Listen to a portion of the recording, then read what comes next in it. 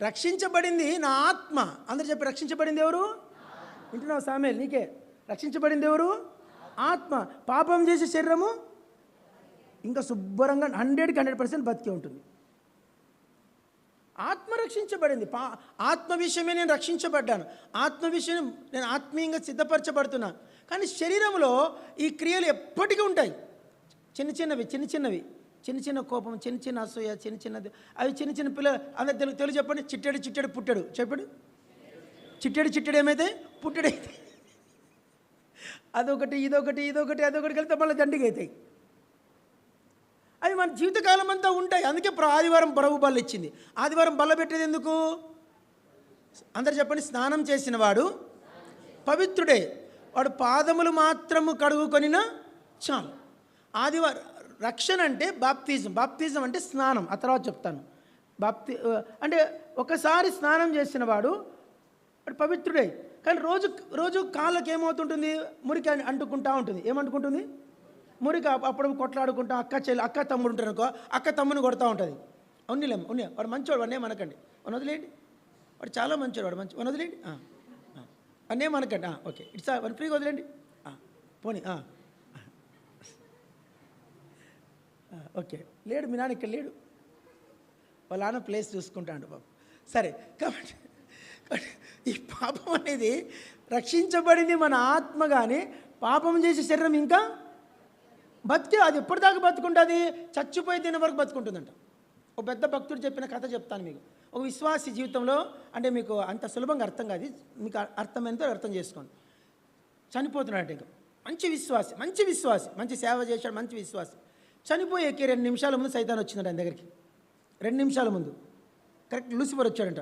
వచ్చి చెవులో చెప్తున్నాడంట, బైబిల్ అబద్ధము, ప్రార్థన అబద్ధము, పరలోకం లేదు, నరకం లేదు, అంత మిథ్య, అంత ట్రాష్, అంత అబద్ధము, ఒట్టిగా ప్రయాసపడ్డావు అని చెప్తున్నాడు. ఎప్పుడు?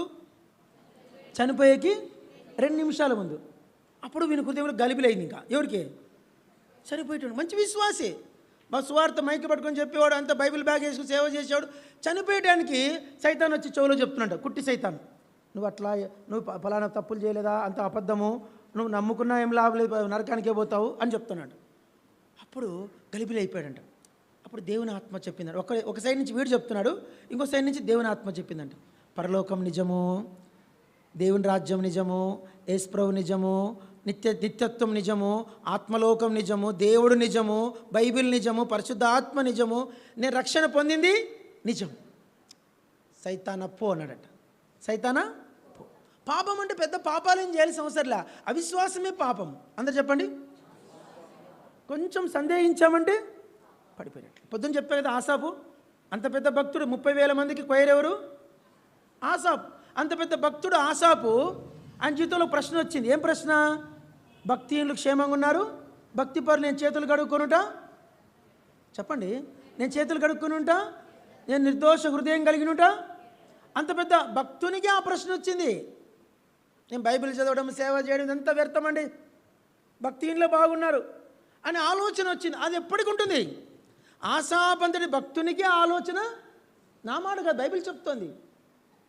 కాబట్టి మన జీవితంలో అవిశ్వాసము, సందేహము ఇవన్నీ ఒక పక్కన ఉంటాయి. చెప్పండి, ఇవన్నీ ఒక పక్కన ఉంటాయి. వాటి వైపు చూడద్దు మనం. చనిపోయే వరకు కూడా అంటబడతాయి. నువ్వు సేవ చేసినా కూడా అప్పుడు కూడా వస్తాయి. అవి మొత్తం దురాత్మలను వస్తాయి నీ దగ్గరికి, వచ్చి నిన్ను డిస్టర్బ్ చేస్తాయి. నువ్వు విశ్వాసం వ్యర్థం, నీ క్రైస్తత్వం వ్యర్థం, నువ్వు సేవ అంతా బొంద, నువ్వంతా అబద్ధం చేసినావు, అబద్ధ బోధ చేసినావు, నీ జీవితం ఎన్ని బలిగితలు లేవు అని చెప్పేసి అపవాది ఆఖరి క్షణం కూడా నీకు బోధ.